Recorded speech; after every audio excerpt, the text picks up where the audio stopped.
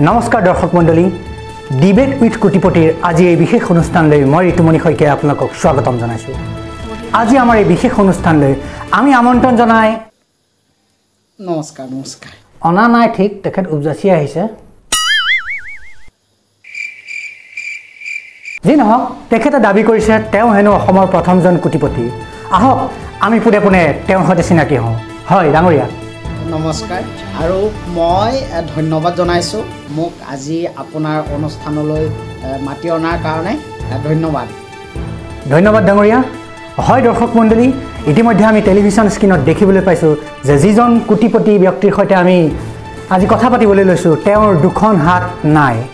গতিকে আমি পোনে পোনে তেওঁকে সুধিবলৈ লৈছোঁ। হয় ডাঙৰীয়া আমি দেখিবলৈ পাইছোঁ আপোনাৰ দুখনকৈ হাত নাই, তাৰমানে আপুনি বিকলাংগ?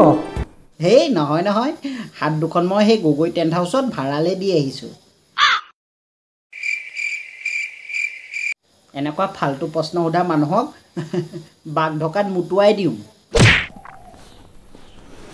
ক্ষমা কৰিব ডাঙৰীয়া, এই কথাটো সুধি যদি মই আপোনাক কিবা আঘাত দিছোঁ।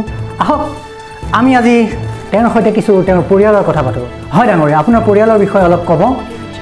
পৰিয়াল বুলিবলৈ মোৰ ঘৰত 5টাই হয়, মানুহজনী আৰু ল'ৰা ছোৱালীকেইটা।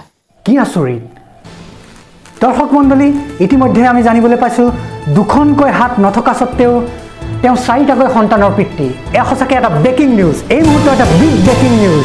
হয় আমি কোনে কোনে তেওঁক সুধিম। ডাঙৰীয়া দুখনকৈ হাত নথকা স্বত্তেও আপুনি 4টা সন্তানৰ পিতৃ, ই আচলতে কেনেকৈ সম্ভৱ? মোৰ হাত দুখনহে নাই।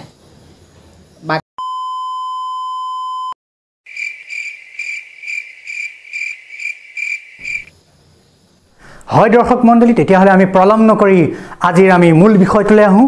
অথনিয়ে পৰানো কাৰ বাপেৰ মূৰটো বকি আছিলে? আপুনি কোটিপতি?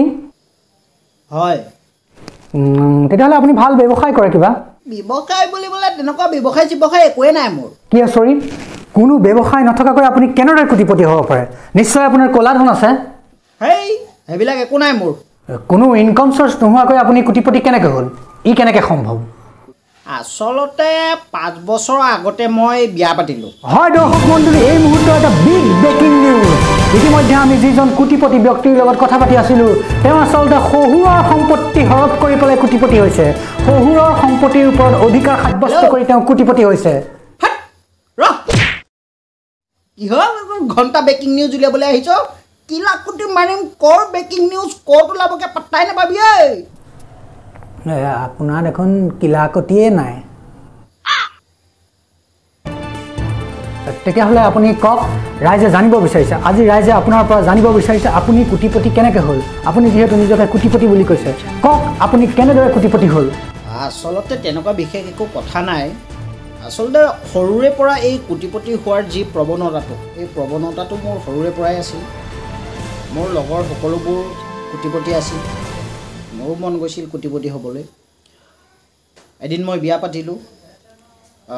বিয়া পতাৰ পাছত মই মোৰ মানুহগৰাকীৰ নাম ৰাখি দিলোঁ কোটি, আৰু সেইদিনাখনিৰ পৰাই মই হৈ পৰিলোঁ কোটিপতি।